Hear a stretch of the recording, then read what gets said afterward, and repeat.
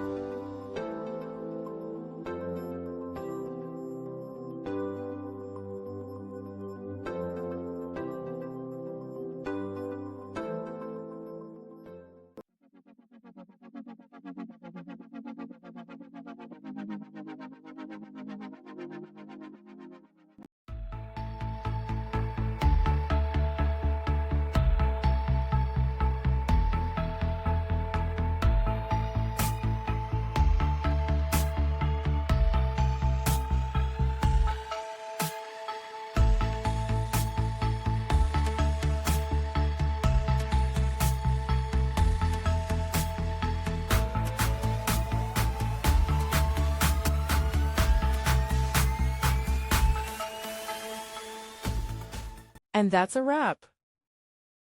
I hope you found the answer you were looking for. If you did, take a second to hit that subscribe button. It really helps out. And let me know in the comments which solution worked best for you. See you next time in the debug zone.